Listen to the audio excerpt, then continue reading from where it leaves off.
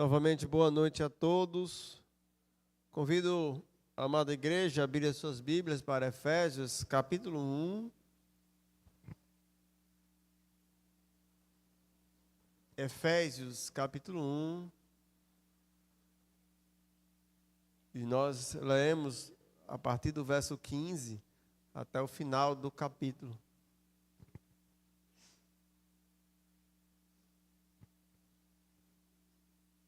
Efésios, capítulo 1, do verso 15 até o final do capítulo. Leiamos a palavra de Deus. Por isso também eu, tendo ouvido a fé que há entre vós no Senhor Jesus e o amor para com todos os santos, não cesso de dar graças por vós, fazendo menção de vós nas minhas orações, para que o Deus de nosso Senhor Jesus Cristo, o Pai da glória, vos conceda espírito de sabedoria e de revelação no pleno conhecimento dele, iluminados os olhos do vosso coração, para saberes qual é a esperança do seu chamamento, qual a riqueza da glória da sua herança nos santos, e qual a suprema grandeza do seu poder para com os que cremos, segundo a eficácia da força do seu poder, o qual exerceu ele em Cristo, ressuscitando dentre os mortos e fazendo assentar à sua direita nos lugares celestiais, acima de todo principado e potestade e poder e domínio, e de todo nome que se possa referir, não só no presente século, mas também no vindouro. E pôs todas as coisas debaixo dos pés, e, para ser o cabeça sobre todas as coisas, o deu à igreja, a qual é o seu corpo, a plenitude daquele que a tudo enche em todas as coisas. Vamos orar nesse momento. Ó Santo Deus, ó Pai querido, muito obrigado, Senhor, por estares na tua casa, junto com o teu povo, louvando e engrandecendo o teu nome como acabamos de fazer. Ó Deus querido, quão bom é poder fazer parte dessa família dos teus filhos. Obrigado, Senhor. Queremos colocar diante de Ti nossa vida agora, para que, Senhor Deus, a Tua palavra possa ser pregada, ensinada, aprendida por todos nós. Nos capacita com o Teu Espírito, para que, Senhor Deus, possamos nos edificar através dela. Obrigado, agradecemos em nome do Senhor Jesus. Amém. Amados irmãos, estamos no meio do nosso capítulo 1 do livro de Efésios, e nós estamos vindo de um grande bloco doutrinário, no qual o apóstolo Paulo apresentou o plano eterno de Deus para salvar os homens. E eu acredito que os irmãos devem estar com as suas memórias, nas suas memórias, a vívida, tripla ação, né, de Deus para salvar os homens. E nós estudamos isso em 3 mensagens separadas. Ou seja, Deus Pai planeja a salvação, e aí a Bíblia diz que Ele nos escolheu nele antes da fundação do mundo. Mas o Senhor Jesus nos ama e na história executa o plano da redenção através da sua morte e da sua ressurreição. E o Espírito Santo, como o terceiro agente da Trindade, nos cela e nos penhora como propriedade de Deus. E foi isso que nós estudamos, né, nas últimas 3 mensagens. O plano de Deus para salvar a todos nós. Agora, Paulo irá, de uma maneira pastoral, orar por aqueles irmãos. E o bloco do capítulo, do versículo 15 até o versículo 23, é uma amorosa oração do apóstolo Paulo, com o objetivo de conduzir os 2 campos principais de atuação de Deus através da sua palavra e do Espírito Santo, coração e mente, para compreender a obra de Deus na vida daqueles irmãos. Então, nós estaremos estudando aqui uma oração. É o que nós iremos estudar hoje. O livro de Efésios tem 2 orações, tá certo? Orações no sentido, né, de o apóstolo Paulo dirigindo-se ao Senhor em favor daqueles irmãos. A primeira oração está aí no verso 15 ao no verso 23. E você pode olhar na sua Bíblia aí, para aquelas que não são, não é seccionada, vai ter o versículo 15 com a letra em negrito, geralmente, né? Começando aí um novo assunto, né? Digamos assim, destacando assim a oração do apóstolo Paulo, que começa inclusive, por isso também eu, tendo ouvido a fé que é entre vós, no Senhor, não, aí versículo 16, não cesse de dar graça por vós, fazer menção de vós das minhas orações. E a segunda oração da epístola, tá certo? Está no capítulo 3, no versículo 14 em diante. Se você quiser abrir a sua Bíblia para conferir, capítulo 3, versículo 14, o apóstolo Paulo diz: por esta causa me imponho de joelho diante do Pai. E aí ele começa a outra oração desta epístola. Ou seja, irmãos, essa epístola, apesar de ser uma epístola com teor doutrinário muito denso, o apóstolo Paulo tira 2 momentos para orar por aqueles irmãos. Tá? Então, o objetivo da nossa mensagem aqui é um objetivo variado, né? Ele tem vários objetivos, micros objetivos. Né? Primeiro é nos conduzir a compreender como o apóstolo Paulo orava e o teor das suas orações, né? É interessante que as orações do apóstolo Paulo tinham objetivos bem claros e definidos. Né? Então, esse é um dos objetivos. O segundo é mostrar como nós, como aqueles que são recebedores da graça de Deus, devemos viver e também orar um pelos outros, diante das maravilhas que Deus nos concedeu. Né? Então, tem 2 micro-objetivos. Compreendemos como era o teor da oração apostólica do apóstolo Paulo, mas também nos ajudar, diante desse exemplo também, a nós orarmos. Mas os outros 2 objetivos é esclarecer como a obra de Deus concluída na história, como nós vimos, garantida pelo Espírito Santo, como também nós vimos, deve ter aplicabilidade em nossas vidas. Tá? E, por fim, ajudar no desenvolvimento da esperança do crente diante da obra de Cristo. Então, esses são os 4 micro-objetivos da nossa mensagem de hoje. Né?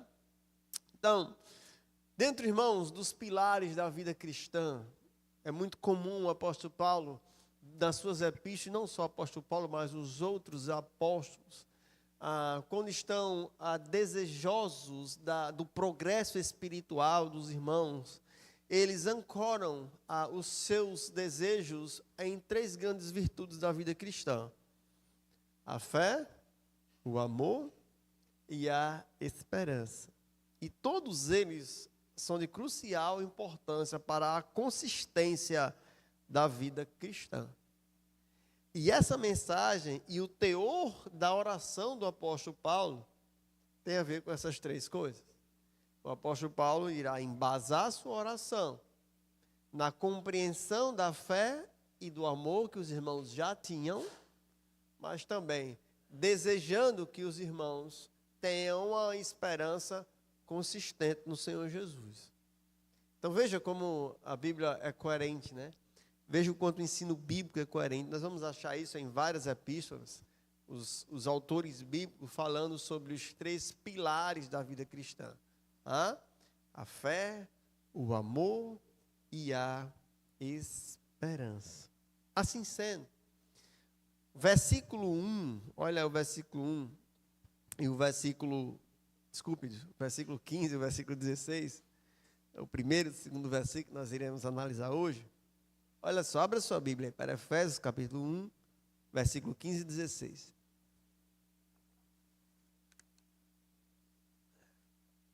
Diz assim: por isso também eu, tendo ouvido a fé que há entre vós no Senhor Jesus e o amor para com todos os santos, não cesse de dar graças por vós, fazendo menção de vós as minhas orações. Interessante aqui, irmãos, o apóstolo Paulo, ele traz um tipo de oração, né? Existem vários tipos de oração, e nós vamos aqui ver que o apóstolo Paulo divide a sua oração aqui em dois tipos. Uma ação de graças, e a outra uma petição ao Senhor, tá? Então, a ação de graças é agradecer a Deus. Então, o apóstolo Paulo está agradecendo a Deus pela vida dos irmãos de Efésios. Pelo que o apóstolo Paulo está agradecendo? Porque já era de conhecimento do apóstolo Paulo essas duas grandes virtudes ativas na vida daquelas pessoas. Qual eram as duas? A fé e o amor. Veja aí novamente no versículo. Por isso, também eu, tendo ouvido a fé que há entre vós no Senhor Jesus, e o quê? E o amor para com todos os santos. Irmãos, essas duas virtudes são de fundamental importância para a vida cristã. A fé constitui o alicerce da experiência cristã. Sem a fé, a experiência cristã ela é morta. E isso é muito importante compreendermos. A Bíblia apresenta a fé como o princípio controlador e norteador da vida cristã, moldando como o crente se relaciona com Deus, mas também como o crente se relaciona com qualquer tipo de adversidade da vida. E é por isso que a Bíblia diz que sem fé, de fato, sem fé, é impossível agradar a Deus. Na verdade, irmãos, a fé conecta aquilo que nós acreditamos com aquilo que nós fazemos. E é por isso que é impossível agradar a Deus sem nós, se nós não tivermos fé nele. O texto, inclusive, de Hebreus, que é o texto que nós puxamos aqui, deixa bem claro que a compreensão de Deus como Criador e da obra de Cristo, e essa compreensão ela é fundamental para uma vida. Por isso que ele diz, porquanto é necessário que aquele que se aproxima de Deus, creia que ele existe e que se torna assim o quê? Galardoador dos que o buscam.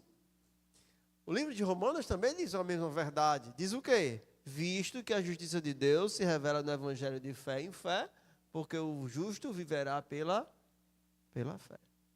Então, a fé genuína, ela é expressa em uma conduta ética e está intimamente ligada a uma vida prática. Interessante que um dos versículos que mais nós usamos para falar sobre fé e a graça de Deus é Efésios capítulo 2, versículo 8 e 9, não é? Pela graça sois salvos mediante a fé, isso não vem de vós, é um dom de Deus, dom de obras para que ninguém se glorie. Porém, o versículo não termina aí. O versículo avança. O versículo conecta a fé com a vida. O versículo diz o que? O restante? Porque somos o quê? Feituras dele, criados em Cristo Jesus para as boas obras, a qual Deus preparou de antemão para que andássemos nela. Então veja que a fé é o objeto norteador da vida cristã. No livro de J.A. Packer, chamado Vocábulos de Deus, ele lista 6 aspectos da importância da fé para as nossas vidas.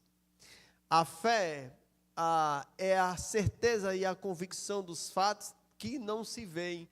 E diante disso é a fundamentação da realidade das nossas vidas, tendo em vista que o conhecimento de Deus, ele é invisível para nós. Não é? Segundo, especificamente, fé honra e agrada a Deus, porque aceita as coisas que Deus diz através de uma confiança sem ver. 3, a fé chega-se a Deus ousadamente por meio de Cristo, porque sem fé nós não alcançamos o trono da graça.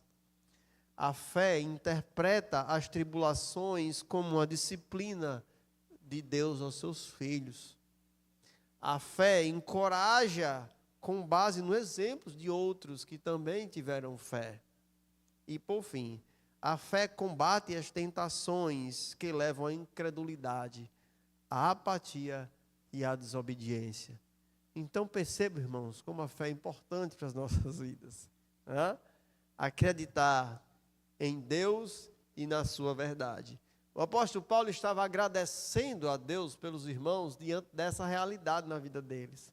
Isso já vai nos ensinar, tá? Lembra que um dos objetivos da nossa mensagem é olharmos pelo que é que Paulo agradece e aprender com ele. Paulo está agradecendo por essa realidade que ele podia testemunhar na vida dos irmãos. Porém, o apóstolo Paulo também agradece pelo amor que aqueles irmãos tinham. O amor representa muito mais do que um sentimento passageiro da vida cristã, mas constitui a própria essência da experiência de fé e transformação espiritual. Percebe, irmãos, que lá em 1 João diz que nós amamos porque Deus nos amou primeiro. Então, a experiência de fé que nós temos, ela existe porque ela é concretizada através da experiência do amor de Deus para conosco e testemunhada na nossa vida através do nosso amor mútuo. Então, digamos assim, que se pudéssemos separar sistematicamente a coisa, a fé nasce e o amor é o selo da nossa fé. Então, a fé está em nosso coração, Deus é um dom de Deus para conosco, e a partir do momento em que temos esse dom de Deus, qual é a primeira expressão desse dom de Deus em nossa vida? É o amor a Deus e o amor ao próximo. Então, a fé, irmãos, o amor constitui a própria experiência da fé cristã. E, teologicamente, todo o amor é dom e presença de Deus que o cristão recebe pela fé. A fé e o amor são duas faces da mesma realidade. Irmãos, o quanto isso é interessante, né? Quanto isso é encorajador para as nossas vidas. E é por isso que uma vida consistente é uma vida em que cremos em Deus, é uma vida cristã consistente, é uma vida que nós cremos em Deus, mas ao mesmo tempo que essa fé é um motor que nos faz agir em prol de demonstrações práticas de amor, tanto para com Deus, através de uma obediência a Ele, como também de uma vida de amor para com os nossos irmãos. E é por esta razão que o apóstolo Paulo diz no verso 16. Vamos lá no verso 16. Veja. Não cesso de dar graças por vós. Então vamos aprender aqui, irmãos, algo interessante. E aí, quando nos deparamos com algo assim, isso devia confrontar nossa forma prática de orar. Veja que dificilmente, irmãos, e aí podemos ser honestos conosco mesmo, que faz parte do conteúdo das nossas orações agradecer pelo testemunho de outra pessoa, agradecer pelo progresso da fé de outras pessoas, olhar com os olhos espirituais e estar dando graças pelo progresso espiritual dos nossos irmãos, olhar com os olhos espirituais e estar agradecendo em oração a Deus pela vida de progresso espiritual de cada irmão. Normalmente, irmãos, nossas orações elas têm um cunho muito material. Nós estamos orando muitas vezes por causa das providências materiais, por causa das circunstâncias que nos levam a pedir pela condução de uma vida mais tranquila e confortável aqui. Porém, irmãos, nós aprendemos com o apóstolo Paulo que na mente daquele homem estavam as verdades espirituais. E que quando ele agradecia, o teor das suas orações estavam fundamentadas também nos desejos da vida dele, do amor pastoral daquele homem. Então há duas implicações aí. Devíamos agradecer quando olhamos para a vida dos nossos irmãos e vemos que aquele irmão está progredindo na sua vida, em que ele mostra fé e que ele mostra amor através da vida. Mas também devemos orar quando isso está faltando. Devemos orar uns pelos outros quando está percebendo que aquele irmão está com ausência de uma vida repleta de confiança em Deus. E devemos orar pelos irmãos quando está faltando também evidência de amor para com Deus e amor para com o próximo. O teor das nossas orações, meus amados irmãos, devem espelhar o exemplo desse homem, o apóstolo Paulo. Apóstolo Paulo, irmãos, em muitas das suas epístolas, ele fala que orava pelos irmãos. Mas com esses objetivos. Com os objetivos espirituais. E devemos sim orar sem cessar, como lá em 1 Tessalonicenses fala. Regozijai-vos sempre e orai sem cessar. Interesse e alegria pelo progresso espiritual, mas também preocupação e esmero pela vida dos irmãos. Isso deve ser o teor das nossas orações. Então assim aprendemos com esses 2 versículos como Paulo pensava quando estava orando. Vamos ver isso lá na segunda oração dele também. A segunda oração dele, irmãos, é muito profunda e vamos estudar isso quando chegar no capítulo 3. Bem, porém, irmãos, o apóstolo Paulo ocultou aqui uma das virtudes. Qual foi uma das virtudes que o apóstolo Paulo ocultou aqui? A esperança. E nós vamos ver o porquê disso. O apóstolo Paulo agora vai tratar e vai preparar os irmãos para a recepção dessa outra virtude da fé cristã, desse pilar que é a esperança. Para isso, o apóstolo Paulo vai orar especificamente agora. Então, o apóstolo Paulo, na sua oração, transicionará de uma ação de graças para uma petição. Então, a partir do versículo 17, o apóstolo Paulo agora vai pedir pelos irmãos. Ele deixa de agradecer e passa a pedir pelos irmãos. Veja, verso 17 e verso 18. Para que o Deus de nosso Senhor Jesus, o Pai da glória, vos conceda espírito de sabedoria e de revelação no pleno conhecimento dele, iluminado os olhos do vosso coração. Então o apóstolo Paulo agora vai orar para Deus, para que os irmãos sejam capacitados para desenvolver a esperança da vida cristã, que é o terceiro pilar da vida cristã. Esse texto, irmãos, é um texto que já tem usado ele para falar sobre espiritualidade.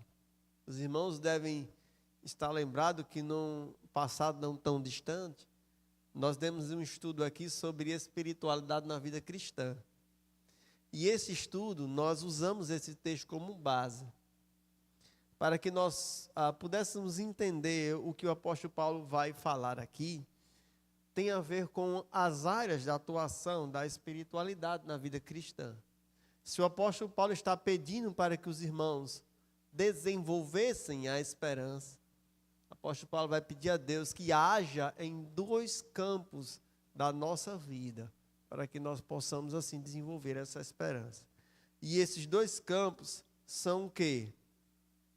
A mente e o coração. É o que o apóstolo Paulo vai falar. Começando da seguinte forma, veja, ele diz, espírito de sabedoria e de revelação do pleno conhecimento. A visão bíblica da pessoa estabelece um aspecto interior e exterior, os quais funcionam juntos como uma unidade para viver-se diante de Deus e dos outros. Dentro de muitos ensinamentos da Escritura, o homem interior é formado de vários aspectos, podendo ser resumido em dois grandes: a sua mente, que é a sua capacidade de compreender, e o seu coração, de onde procede toda a motriz da sua vida. Essa explicação aqui está no livro da ABCB, que nós fizemos um curso lá e eu tirei essa explicação de lá. Bem, a realidade, irmãos, porque é que a nossa mente é um campo de atuação que precisa ser trabalhada para desenvolvermos a verdadeira esperança? Porque a nossa mente, ela foi corrompida e distorcida por causa do pecado. E nós não compreendemos a esperança da vida cristã se não seguirmos pela fé o que a Bíblia diz em relação à nossa mente. O texto de Romanos, capítulo 12, versículo 1 e 2, deixa isso bem claro. O texto de Romanos diz que mesmo diante de homens regenerados por Cristo, mesmo diante de pessoas que foram, sim, objetos do lavar regenerador do Espírito Santo, ainda há necessidade de nós trabalharmos as nossas mentes à luz de uma compreensão de Deus.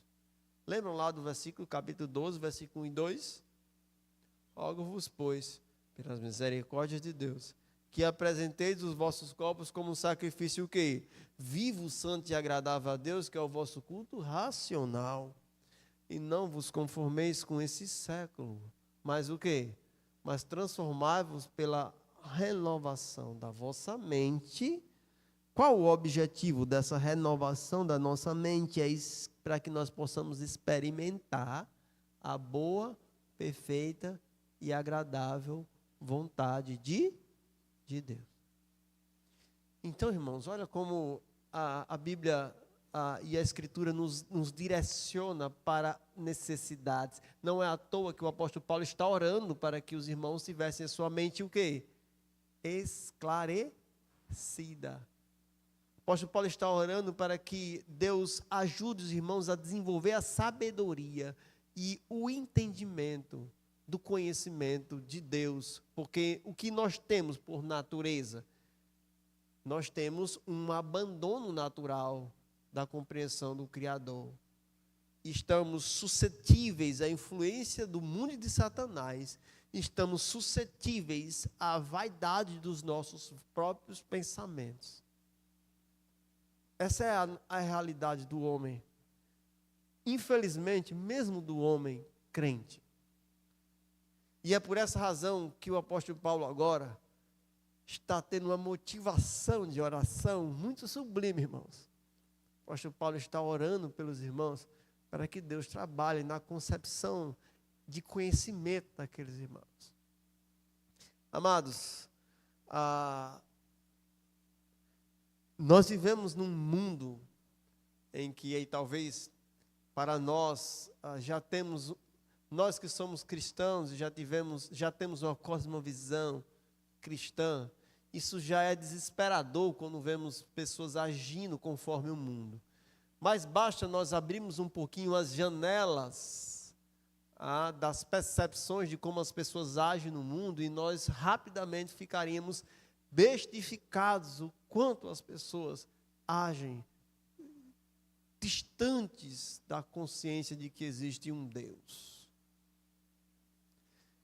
Amados irmãos, nós precisamos orar constantemente diante de Deus, para que a nossa mente possa estar conduzida aos padrões de Deus. É evidentemente que nós não vamos aqui ter tempo de abordarmos a questão da mente, como nós fizemos outrora. Mas precisamos orar para que nós possamos acreditar neste Deus Criador, ao passo de que toda a motriz da criação e de como as coisas devem funcionar estejam baseadas no conhecimento de Deus. Temos que orar para que Satanás não ganhe influência na nossa vida, para que o sistema que Satanás governa não governe também a nossa mente. E devemos também estar dia após dia trabalhando para que a vaidade dos nossos pensamentos não nos direcione para caminhos maus. Bem, porém o apóstolo Paulo também continua a orar pelos irmãos. A primeira coisa é o desenvolvimento de uma compreensão e da sabedoria de Deus através de um esclarecimento de mente. Mas a preparação de uma esperança também depende da iluminação do coração. Olha o versículo 18. Iluminado os olhos do vosso coração.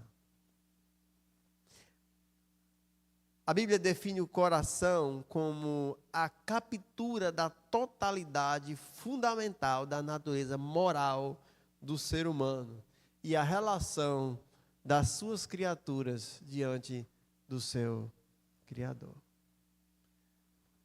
Se o coração, irmãos, é a sede da vida moral e espiritual da pessoa, então todas as coisas procedem dele.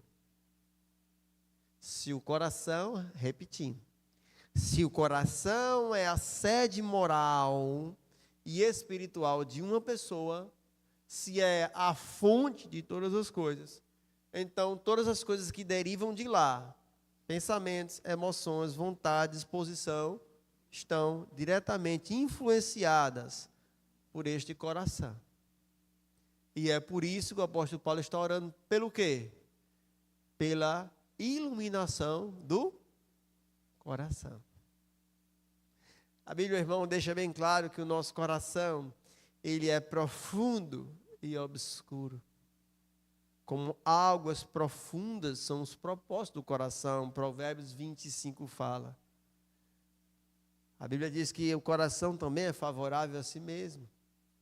Todos os caminhos do homem é reto aos seus próprios olhos, mas o Senhor pesa os corações. Não é isso? E nesse conceito, irmãos, o nosso coração, apesar de fazer parte da nossa vida, para que nós desenvolvamos uma esperança sólida, nós precisamos trabalhar o nosso coração. Todos os dias, nosso coração precisa estar diante da ação do Espírito Santo e da palavra de Deus, para que ele seja transformado à luz da vontade de Deus. Sabe por quê, irmãos? Nós cedemos às pressões e às paixões do nosso coração, porque estamos negligenciando essas coisas.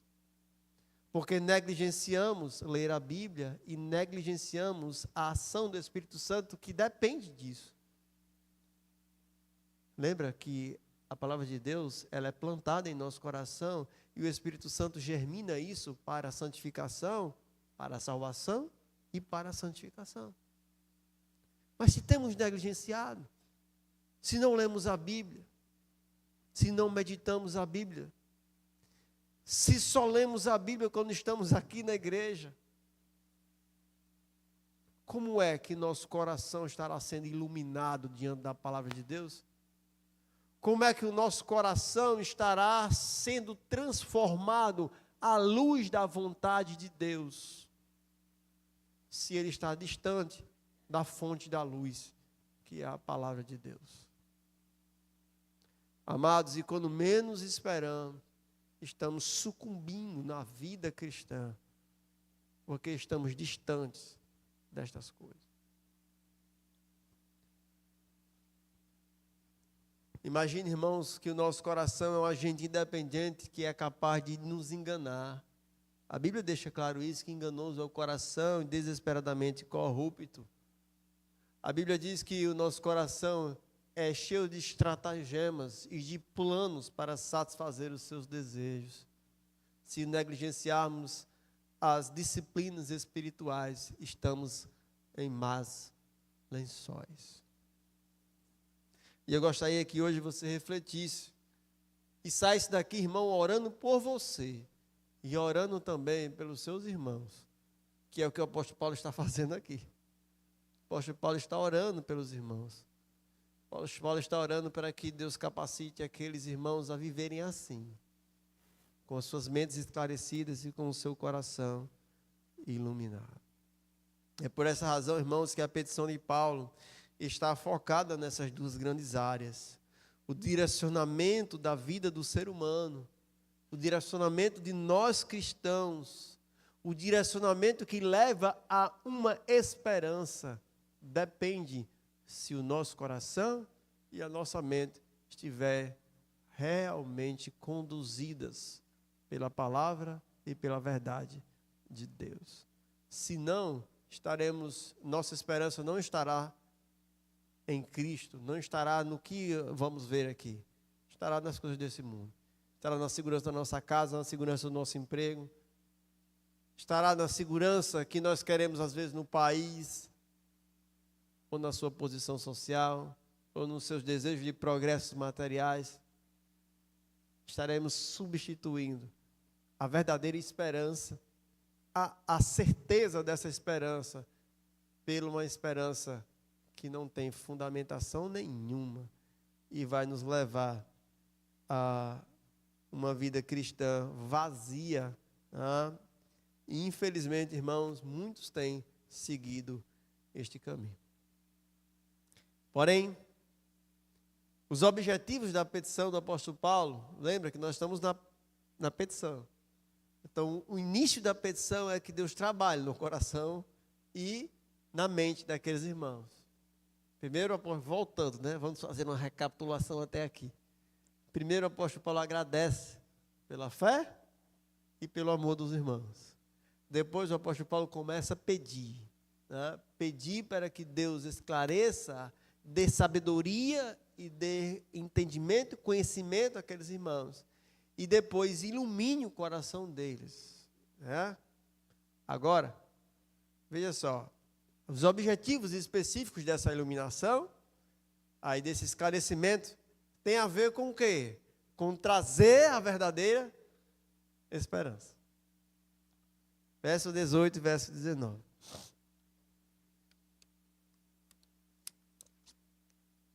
Iluminados os olhos do vosso coração, para o quê?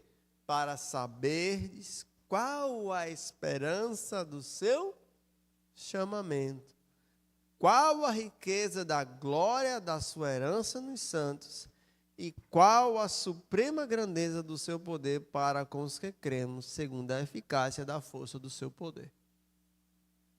Olha só como é interessante isso aqui, Veja que o apóstolo Paulo agradeceu pelas coisas e estava pedindo aqui. Aí ele agora objetifica a sua petição. Iluminados os corações, finalzinho, para o quê? Saber qual é a esperança do seu chamamento. Aí, a riqueza da glória da herança nos santos e qual a suprema grandeza do seu poder para nós que cremos. Então, o apóstolo Paulo aí estabelece uma esperança que nós devemos conhecer. Irmãos, qual é a esperança do nosso chamamento? Essa seria a primeira pergunta para nós respondermos.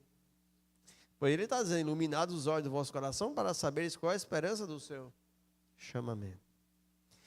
Lá no capítulo 1 aí, nos mesmos capítulos, no mesmo capítulo, o apóstolo Paulo, no versículo 4, fala um pouco sobre isso.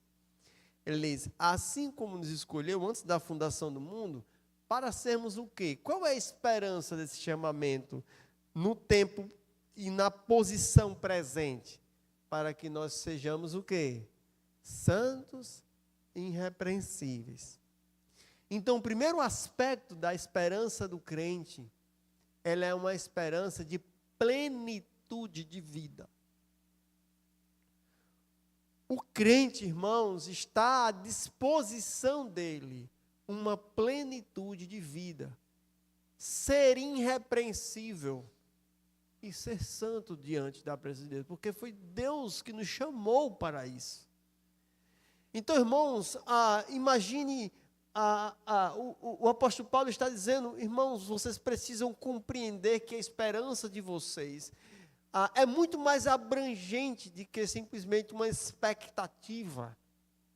Mas essa esperança é uma certeza de que vocês têm acesso a uma plenitude de vida, que conduzem vocês a uma vida irrepreensível e uma vida santa diante de Deus.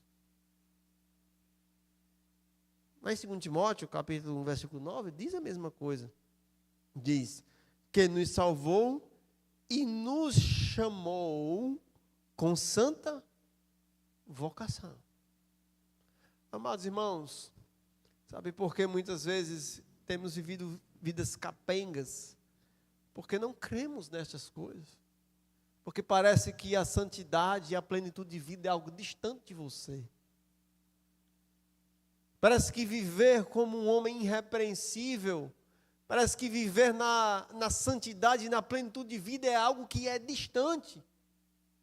Mas por que é distante, irmãos? Porque estamos sendo falhos em exercitar a fé que Deus nos deu. Porque temos sido negligentes em compreender que Deus nos chamou para uma esperança viva. E a palavra esperança na Bíblia, ela tem uma conotação de certeza. Então, o apóstolo Paulo está orando para que os irmãos desenvolvessem a certeza de que podem acessar uma vida irrepreensível e uma vida santa diante de Deus, dentro desse processo que aconteceu, como já estudamos, antes da fundação do mundo. Mas, além disso, esta irrepreensibilidade, essa vida irrepreensível estar diante de Deus, Deus está nos ajudando dia a dia. Abra sua Bíblia aí, por favor, para 2 Coríntios 3, versículo 18.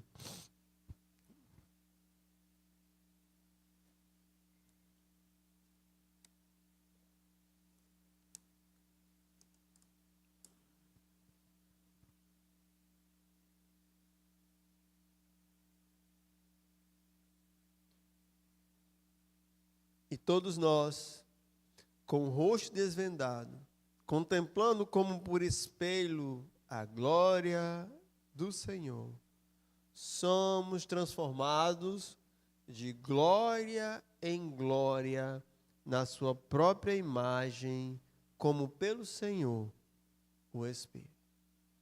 Então, irmãos, nós, além de termos os nossos chamados, que nos levam a uma vida irrepreensível e santa, Deus também nos identificou com Cristo.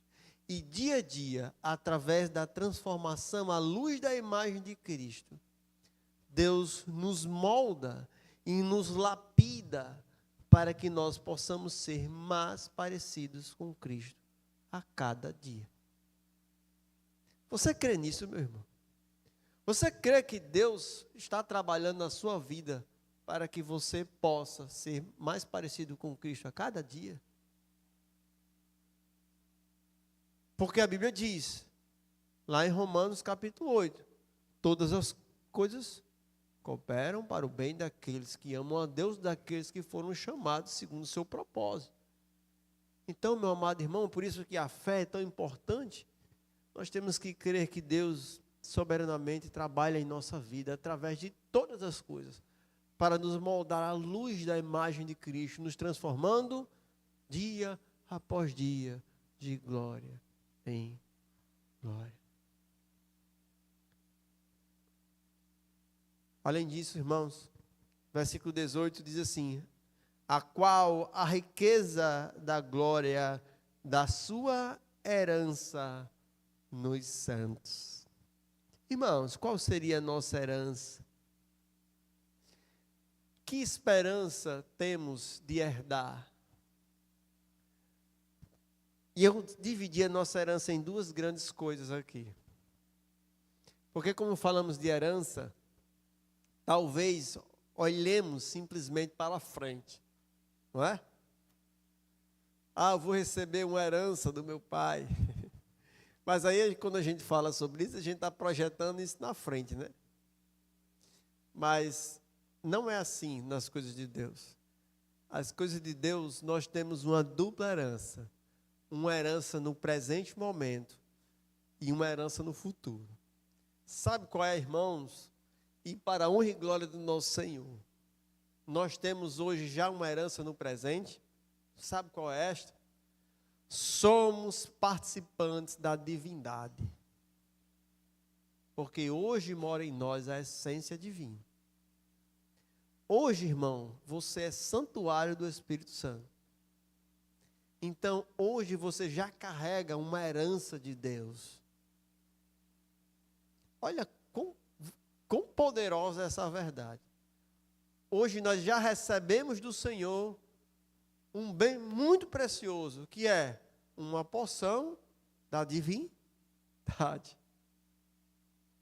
Mas também nós teremos uma herança futura. A herança futura é tudo aquilo que Cristo conquistou na sua vida, também temos direito, porque nele nós estamos. E é por essa razão que o versículo 20 e 21 é um testemunho do apóstolo Paulo em relação a isso. O versículo 20 e 21 é o apóstolo Paulo dando testemunho do que Cristo conquistou, e essa herança do que Cristo conquistou, que faz parte da nossa esperança. Veja, versículo 20 e versículo 21. O qual exerceu ele em Cristo. Olha a primeira coisa. Ressuscitando de entre os mortos e fazendo assentar à sua direita nos lugares celestiais, acima de todo principado e potestade, poder e domínio, e de todo nome que se possa referir, não só no presente século, mas também no século vindouro. Aqui há várias perspectivas dessa herança que fundamenta a nossa esperança. Primeiro, vitória sobre a morte. Você crê, irmãos, que você já herdou a vida? Eu creio. Nós já herdamos, aquele que crê em Cristo, já o quê? Passou da morte para a vida. Faz parte da nossa herança. Já presente em nossas vidas. Porém, o texto projeta para frente, versículo 20 a 22, diz que fazendo sentar à direita nos lugares celestiais. Lembra, irmãos, que falei? Que nós estamos hoje já posicionados nos lugares celestiais com Cristo. E que já nos cabe uma posição de honra diante de toda a criação, inclusive que os anjos anelam esta mesma posição. Vamos ver isso lá no capítulo 3. Mas, versículo 22 e 23, nós chegamos aqui no clímax disto, que tem a ver com o tema dessa epístola. O apóstolo Paulo está trabalhando todos esses conceitos para chegar neste clímax aqui.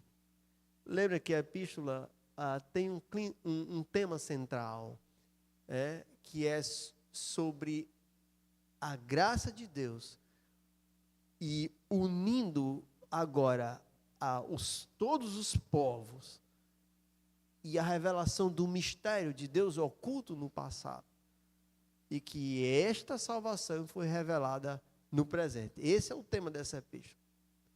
E olha só, versículo 22 e 23. E pôs todas as coisas debaixo dos seus pés.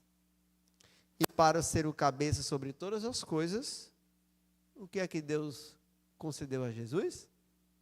O deu à igreja, a qual é o seu corpo, a plenitude daquele que enche tudo em todas as coisas. O apóstolo Paulo vai chegar no clímax. Por que aqui é o clímax? Porque o apóstolo Paulo vai trabalhar agora o conceito que não há mais judeus e não há mais gentios no plano eterno de Deus. Mas, irmãos, o que a igreja é? A igreja é o corpo de Cristo. Por que a esperança do crente é vívida? Porque a esperança do crente é uma certeza. Porque a esperança dos crentes está na união que Deus fez destes que ele escolheu salvar com o seu Filho, unindo eles de uma forma o quê? Indivisível. E é por isso que a Bíblia chama a igreja do corpo de Cristo. Porque, irmãos, a metáfora é um corpo. Porque, irmão Marcílio, você não deixa seu corpo em casa e vem só a sua cabeça para cá. Não é isso? Irmão João Paulo, não deixa a sua cabeça lá e vem só seu corpo. São inseparáveis. Se o seu corpo estiver bem, a sua cabeça está bem. Tudo que o seu corpo tem, a sua cabeça também tem por propriedade. Tudo que sua cabeça tem por propriedade, o seu corpo também sofre por isso. E é por esta razão que a nossa esperança é vívida. Porque tudo que Cristo tem, nós temos. E é porque toda essa posição que Cristo tem, o que Ele está acima de todas as coisas, em que nada está fora do seu domínio e seu controle, também temos, irmão, por consequência, porque estamos nele. É por isso, irmãos, que Jesus disse assim, toda a autoridade vos foi dada. Lembra lá em Atos 1:8? Por que toda a autoridade foi dada? Porque a autoridade também foi dada a ele. E nós estamos inseparavelmente com Cristo. E é por isso, irmãos, que a nossa esperança é o quê? Vívida e firme e forte. Meu amado irmão, olha o teor de uma oração para nós orarmos todos os dias agora. Poderíamos orar todos os dias por isto. Podíamos orar todos os dias para que nossa fé se firme cada dia mais, que conheçamos a Deus e dependamos dEle. Podíamos orar cada dia para que a expressão dessa fé e a interligação dessa fé na vida, que é a prática do amor, esteja presente em nossas vidas. Tanto agradecer por aqueles que assim agem, mas pedir por aqueles que assim não agem. Mas também, irmãos, para que todos os dias o nosso coração e a nossa mente possam ser trabalhados, nossa mente possa ser esclarecida, nosso coração possa ser iluminado, para que nós possamos desfrutar desta esperança maravilhosa e viver dia após dia uma vida de júbilo de verdade.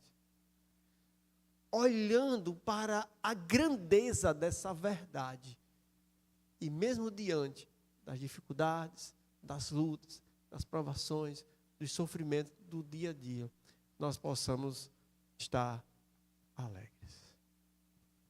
Irmãos, que Deus nos capacite a isso e que dia após dia nós possamos estar seguros nessa esperança que Deus nos deu. Amém? Ó Deus amado, Deus querido, muito obrigado, Senhor. Louvo a Ti pela esperança que o Senhor nos deu. Obrigado, ó Pai. Nos ajuda, Senhor Deus, a estarmos nos apropriando, Senhor Deus, pela fé dessas verdades. Ó Pai querido, abençoa essa igreja, cuida de todos nós. Cuida, Senhor Deus, das nossas fraquezas. Esteja, Senhor Deus, cuidando do nosso coração, da nossa mente, para que possamos, Senhor Deus, por Ti ser esclarecidos. Que as Tuas verdades iluminem nosso coração, para que possamos desfrutar, Senhor Deus, de tudo aquilo que o Senhor já preparou para nós. Obrigado, Senhor. Nos leva para a nossa casa em paz. E que durante essa semana, Senhor Deus, possamos viver essas verdades. Em nome de Cristo, nosso Senhor e Salvador, pelo qual temos todas essas bênçãos. Te peço e agradeço. Amém. Então, Deus nos leve em paz para os nossos lares.